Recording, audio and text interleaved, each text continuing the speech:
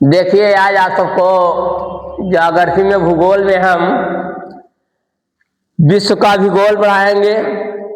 विश्व के भूगोल में सबसे पहले ब्रह्मांड के बारे में बताएंगे। ब्रह्मांड क्या है, ब्रह्मांड की उत्पत्ति कैसे हुई और ब्रह्मांड में कुल कितने सौर मंडल हैं, कितने सौर परिवार हैं, ये सब ब्रह्मांड के अंतर्गत आएंगे।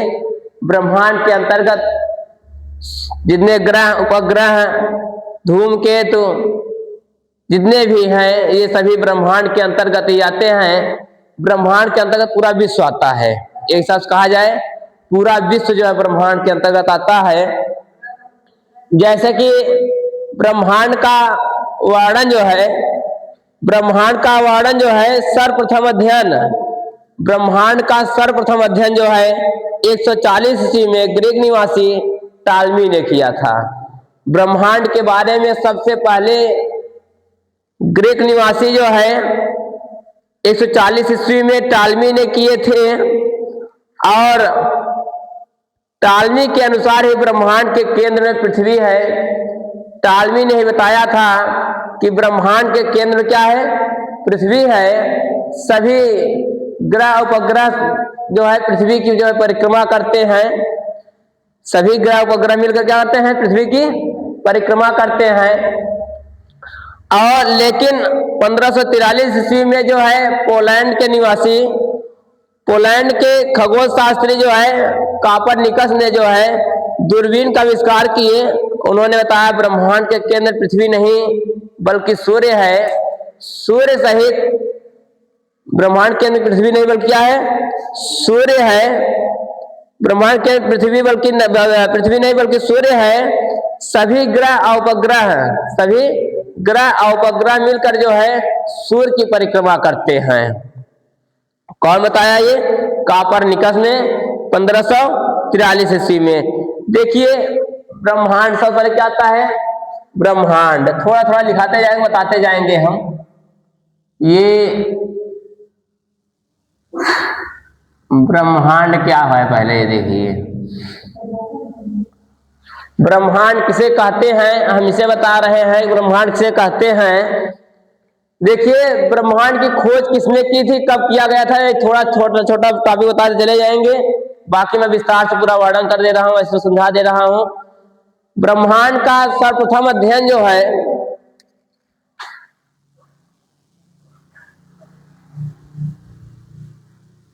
ब्रह्मांड का सर्वप्रथम अध्ययन 140 ईस्वी में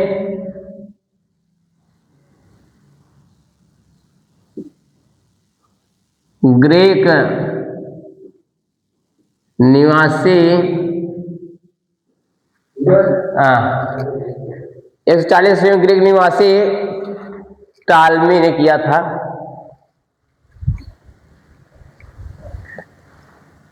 140 ईस्वी में ग्रीक निवासी टालमी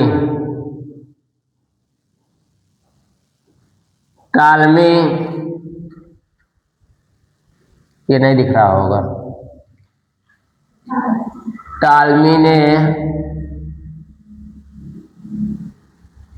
किया था। देखिए सबसे पहले ब्रह्मांड का सर्वप्रथम अध्ययन जो है ग्रीक निवासी टालमी ने किया था। और टालमी ने ही देखिए, और उसके बाद जो है ये ब्रह्मांड टालमी ने ही कहा था कि ब्रह्मांड के केंद्र क्या है, पृथ्वी है, सूर्य पृथ्वी है।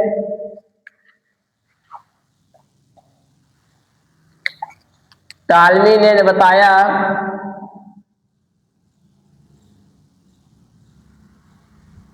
टालमी ने ही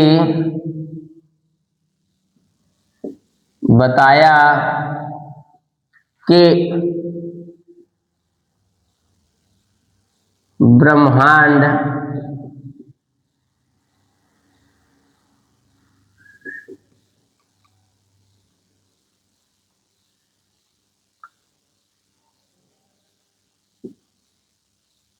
ब्रह्मांड के केंद्र में पृथ्वी है।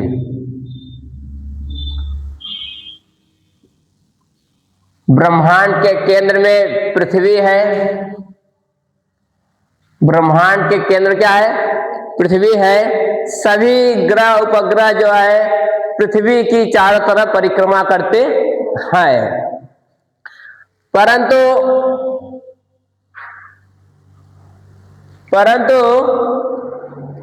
1543 ईस्वी में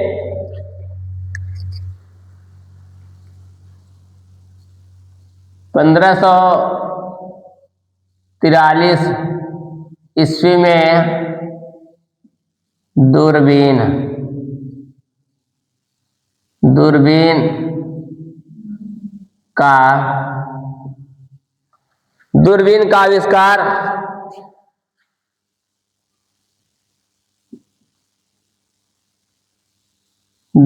का आविष्कार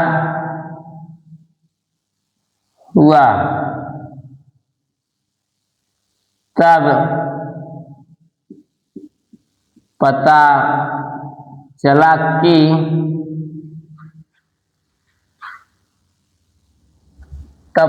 कि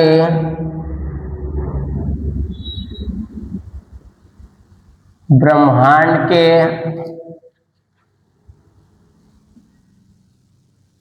केंद्र में पृथ्वी नहीं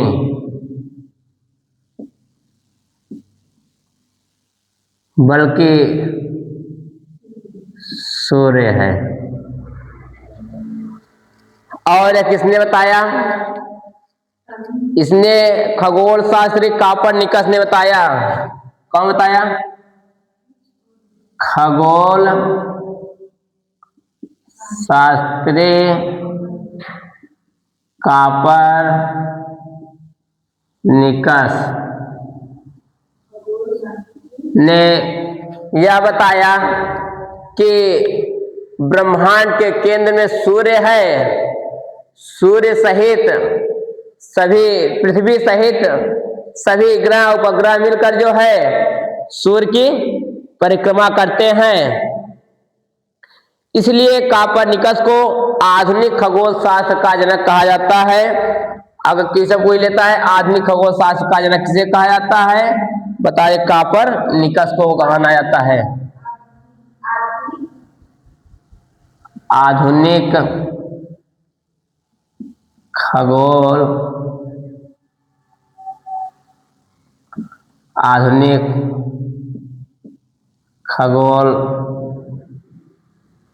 शास्त्र का जनक, आधुनिक खगोल शास्त्र का जनक कापरनिकस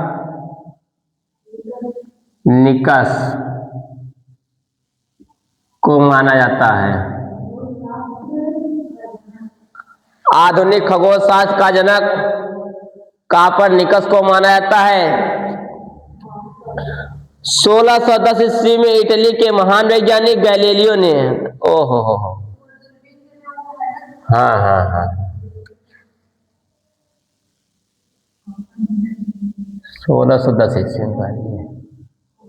1610 ईस्वी में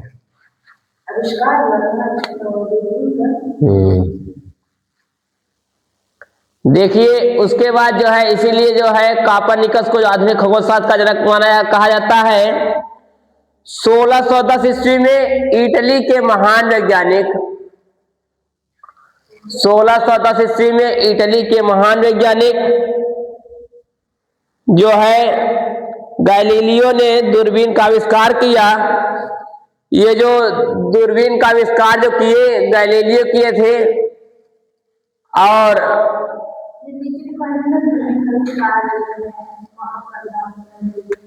1610 से दूरबीन का आविष्कार गैलीलियो किए। कौन किया था? गैलीलियो।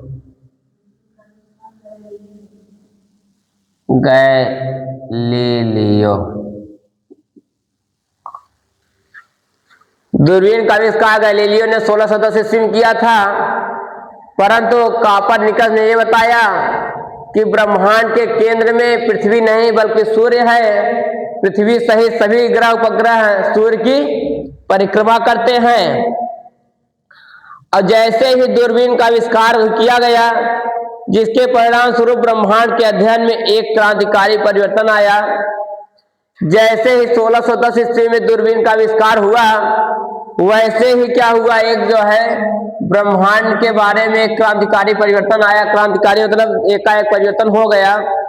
तो दूरबीन से ही जो चीजें नहीं मालूम थी, वो भी चीजों का हम लोग को ज्ञान अच्छी तरह से हो गया। उसके बाद जैसे ही हम लोग को ब्रह्मांड में एकाएक परिवर्तन हुआ, तो 16वीं शताब्दी में कैपलर ने 16वीं शताब्दी में कैपलर महोदय ने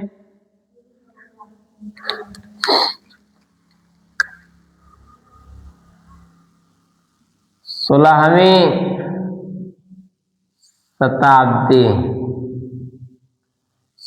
शताब्दी में कैपलर महोदय ने 16वीं शताब्दी में कैपलर महोदय ने ग्रही कक्षाओं के नहीं, ठीक है, कैपलर है ना, कैपलर महोदय ने ग्रही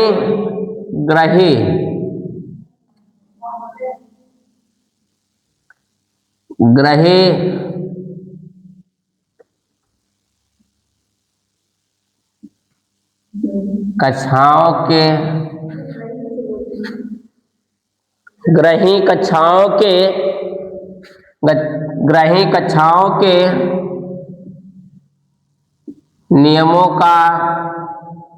नियमों के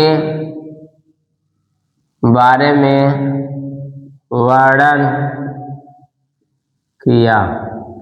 देखिए, 16वीं शताब्दी ईसा पूर्व में कैपलर महोदय ने ग्रही कक्षाओं के नियमों के बारे में बताया कि जो ग्रह हैं हमारे क्या करते हैं, क्या काम है। तथा इन्होंने ही माना कि ब्रह्मांड के केंद्र में सूर्य है।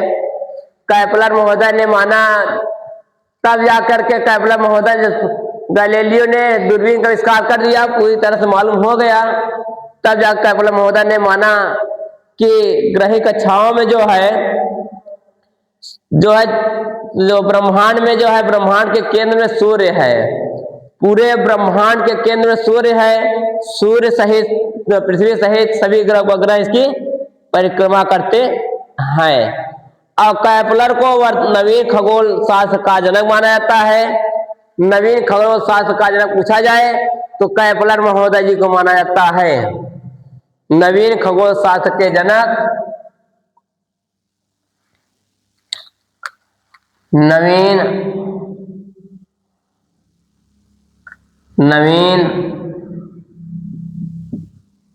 खगोल शास्त्र के जनक कैपलर को माना जाता है। कैपलर को माना जाता है नवीन खगोल शास्त्र के जनक कैपलर महोदय को माना जाता है। और खगोल शास्त्रियों ने ब्रह्मांड के बारे में कहा, जितने भी खगोल शास्त्री थे उन्होंने ब्रह्मांड के बारे में यह कहा कि लगभग पूरे ब्रह्मांड में 100 अरब आकाशगंगाएं हैं। कितने हैं? लगभग 100 अरब आकाशगंगाएं हैं। आकाशगंगा, हाँ, सभी खगोल शास्त्रियों ने यह बताया, कहा कि ब्रह्मांड में लगभग 100 अरब आकाशगंगाएं हैं। ब्रह्मांड में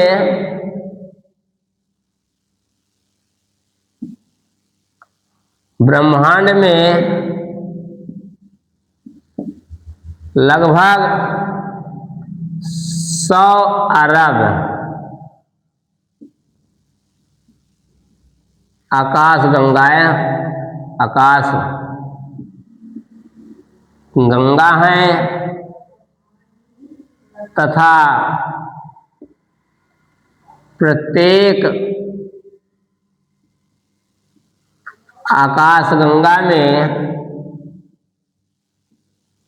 तथा प्रत्येक आकाशगंगा में 100 अरब तारे हैं। 100 अरब तारे हैं। ब्रह्मांड में लगभग 100 अरब आकाशगंगाएं हैं और प्रत्येक आकाशगंगा में लगभग 100 अरब तारे हैं। प्रत्येक आकाशगंगा में लगभग 100 अरब तारे हैं। तो हम सब ये कह सकते हैं कि पृथ्वीवासियों की आकाशगंगा को, जो पृथ्वीवासियों की आकाशगंगा है, इसे किस नाम से जाना जाता है? इसे मंदाकिनी कहा जाता है। क्या कहा जाता है? जो पृथ्वीवासियों की आकाशगंगा है, इसे मंदाकिनी नाम से जाना जाता है। पृथ्वीवासियों की आकाशगंगा को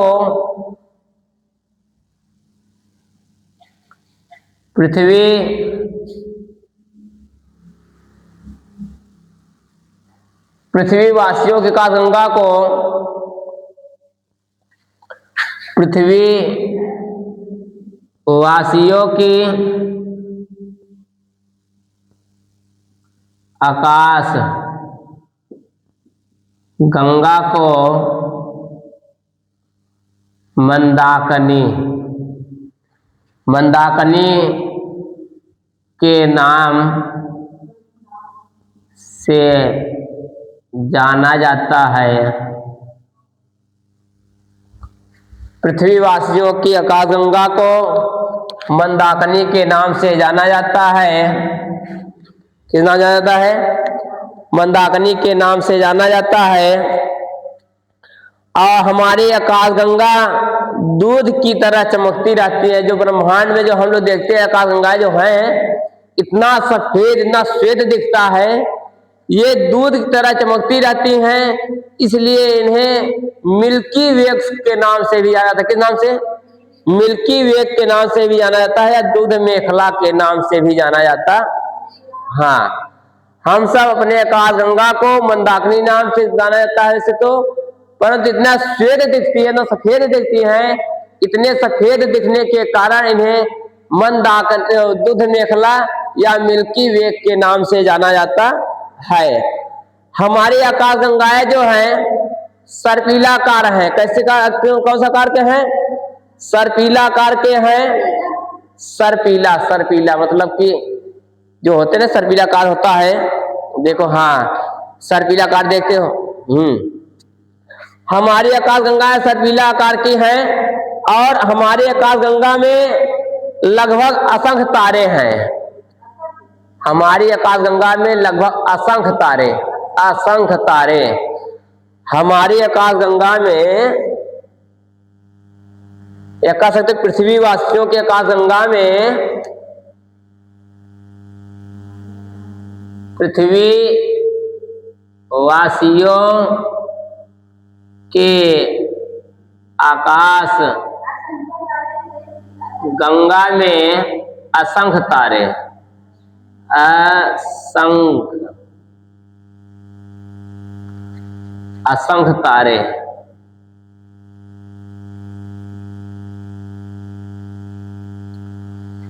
असंख्य तारे हैं। क्या है? असंख्य तारे हैं, जिससे जो है हम पृथ्वीवासी प्रकाशित होते हैं। ये जो तारा है, तारे से ही हम सब क्या होते हैं? प्रकाशमय होते हैं। और तारा ना हो तो हम लोग प्रकाशमय ना हो पाए। तो तारों के कारण ही, तारों के टिमटिमाने के कारण ही हम सबको इतना जो प्रकाशमय होते हैं। इसी तारों के कारण हम लोग जो दिखाई देता है वस्तुएं, तारों के कारण ही होता है। ठीक, ये रहा हमारा ब्रह्मांड के बारे में। अब उसके बाद आता है सौर मंडल या सौर परिवार। सौर मंडल या सौर परिवार, देखिए अब नेक्स्ट टॉपिक आती है विश्व भूगोल में ब्रह्मांड के बाद सौर मंडल या सौर परिवार। सौर मंडल या सौर परिवार किसे कहते हैं? सबसे पहले देखिए सौर मंडल सौर परिवार है क्या? है ऐसा माना जाता है कि सूर्य में महाविस्फोट होने के कारण, ऐसा माना जाता है कि सूर्य में महाविस्फोट होने के परिणाम स्वरूप सभी ग्रहों एवं उपग्रहों की उत्पत्ति हुई है। सूर्य में महाविस्फोट होने के परिणाम स्वरूप जितने भी ग्रह उपग्रह हैं, सभी ग्रहों उपग्रहों की उत्पत्ति हुई है। इसीलिए इसे सौर परिवार के नाम से जाना जाता है। सौर मंडल को इसीलिए सौर परिवार के नाम से जाना जाता है कि जितने ग्रह उपग्रह की उत्पत्ति हुई है उन्हें सौर परिवार ही कह सकते हैं। जैसे क्वेश्चन पूछ लिया कि जितने ग्रहों उपग्रहों की उत्पत्ति हुई है उसे किस नाम से जाना जाता है, तो सौर मंडल न छोड़कर सौर परिवार दे दे तो बता दीजिए सौर परिवार में। तो दोनों ए और बी दोनों सही रहेंगे, दोनों सही हो जाएंगे, इसलिए दोनों एक ही है। तो इसलिए सौर मंडल के अंतर्गत सभी ग्रह हैं, सौर मंडल या सौर परिवार के अंतर्गत सभी ग्रह हैं, उपग्रह हैं, धूमकेतु, उल्कापिंड, क्षुद्र ग्रह इत्यादि आते हैं। ये सभी छोटे छोटे चीजें आते हैं। सौर मंडल के अंतर्गत क्या आते हैं? सभी ग्रह, उपग्रह, धूमकेतु, उल्कापिंड और क्षुद्र ग्रह भी आते हैं। और धूमकेतु होते हैं, बताएंगे भी सब। और ये सभी सूर्य की परिक्रमा करते हैं। ये जितने हैं ये सभी क्या करते हैं? सूर्य की परिक्रमा करते हैं। तो सौर मंडल या सौर परिवार के अंतर्गत क्या क्या आएगा? देखिए, सभी ग्रह, उपग्रह, धूमकेतु,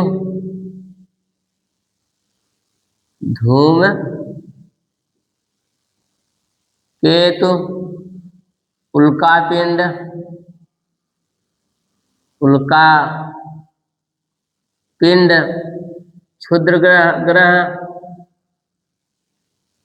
क्षुद्र ग्रह और क्षुद्र ग्रह के बाद इत्यादि प्रकार की ये जितनी चीजें हैं ये सभी जो है सौर मंडल या सौर परिवार के अंतर्गत आएंगे। क्षुद्र ग्रह है, सभी ग्रह, उपग्रह, धूमकेतु, उल्कापिंड और क्षुद्र ग्रह जो है ये सभी सौर मंडल या सौर परिवार के अंतर्गत आते हैं और ये सभी सूर्य की परिक्रमा ही करते हैं।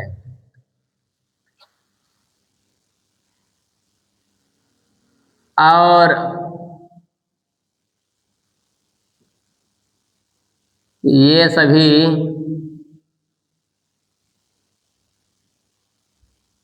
सूर्य की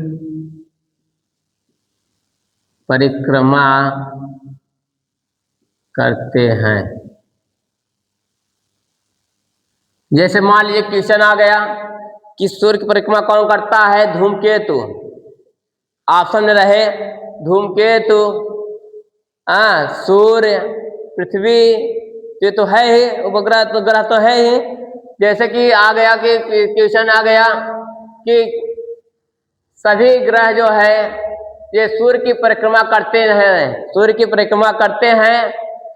कह दीजिए तारा आ जाए और किसी का नाम दे दिया जाए, उसमें आए धूमकेतु आ जाए तो धूमकेतु को भी टिक मारना पड़ेगा। उल्कापिंड आ जाए, उल्कापिंड को टिक मारना पड़ेगा। जैसे कहते सूर्य की परिक्रमा करते हैं, कौन कौन करते हैं कि बाघ, ऐसे से आपसे 4 ऑप्शन बना देगा, चारों ऑप्शन में एक ऑप्शन दे दे कि उल्कापिंड भी आ जाए तो टिक किस मारना है? उल्कापिंड में टिक मारना है। इसलिए ये सभी ग्रह उपग्रह क्या करते हैं? ये सभी जो है सूर्य की परिक्रमा करते हैं। तो सूर्य एक तारा है। देखिए अब आता है सूर्य के बारे में। देखिए सूर्य क्या है?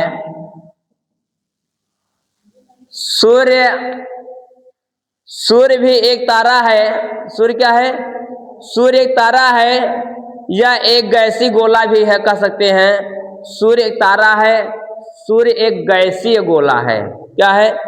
गैसीय गोला है जिसमें 71% हाइड्रोजन, सूर्य में जो है 71% हाइड्रोजन गैसीय गोला है। 71% हाइड्रोजन, 26.5% क्या है, 26.5% हीलियम, 26.5% हीलियम, हीलियम 26.5% हीलियम तथा अन्य गैसें भी हैं, तथा शेष अन्य गैस, शेष अन्य गैस जो है सूर्य में पाए जाते हैं। अब देखिए सूर्य में ऊर्जा का मुख्य स्रोत, देखिए सूर्य में जो ऊर्जा का मुख्य स्रोत क्या होता है, सूर्य में ऊर्जा का मुख्य स्रोत जो है और इसके केंद्र में हाइड्रोजन परमाणुओं का होना तथा सूर्य में ऊर्जा का मुख्य स्रोत क्या होता है, हाइड्रोजन में परमाणुओं का होना, हाइड्रोजन में परमाणुओं का होना तथा नाभिकीय संलयन के द्वारा हाइड्रोजन परमाणु जो है हीलियम में परिवर्तन होना, यही हमारा सूर्य में यही सब होता है, जिसमें ये पता चलता है कि सूर्य में प्रकाशवान होता है अगर हाइड्रोजन परमाणुओं का होना तथा नाभिकीय संलयन ये सब न हो तो हम लोग को मालूम नहीं चल पाएगा सूर्य में प्रकाश होता है कि नहीं। इन सभी के कारण ही सूर्य में क्या होता है, प्रकाशमान होता है। सूर्य के केंद्र का तापमान लगभग, जो सूर्य के केंद्र का तापमान होता है लगभग 1,50,00,000 है। सूर्य के केंद्र का तापमान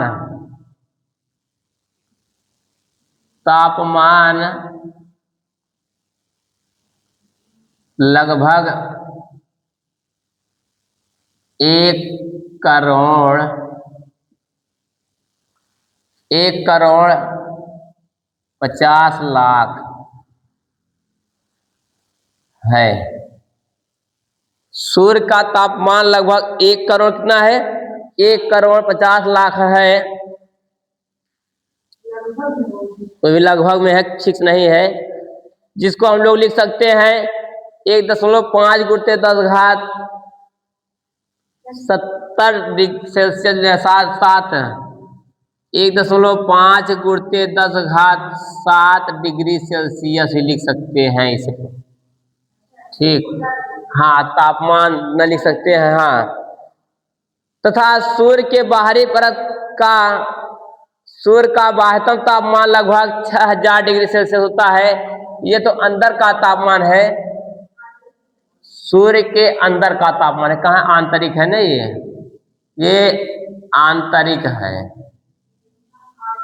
आंतरिक तापमान है। इसका बाह्य तापमान क्या होगा, सूर्य के बाह्य तापमान, बाह्यतम तापमान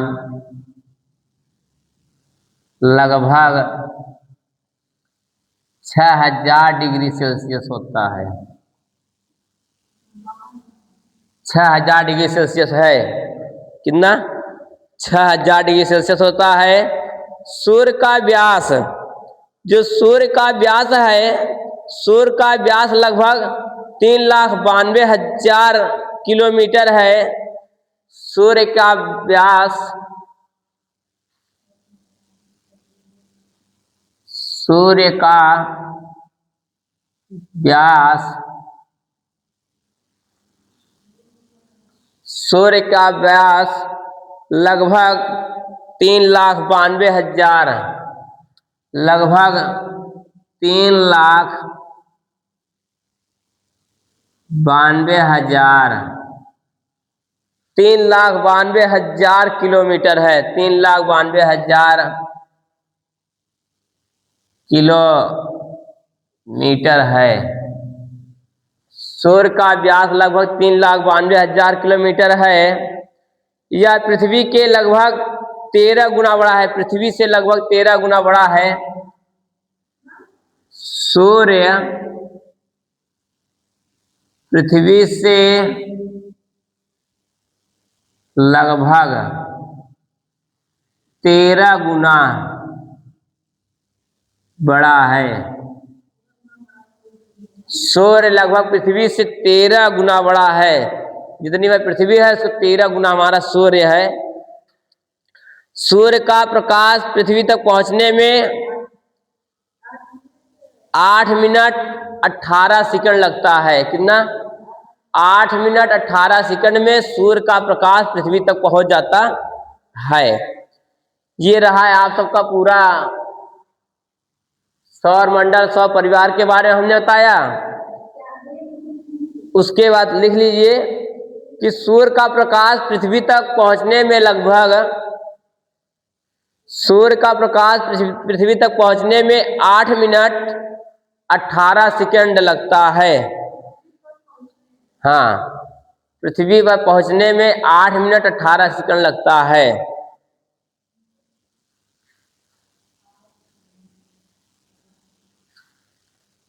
ये रहा है आप सबका आज सौर मंडल या सौर परिवार और ब्रह्मांड के बारे में हमने बताया। अब कल आप सबको बताएंगे ग्रह, कितने ग्रह हैं, एक एक ग्रह के बारे में विस्तार से बताते चलेंगे, लिखाते चलेंगे। हम इसी लिखाते चलेंगे, बताते चलेंगे।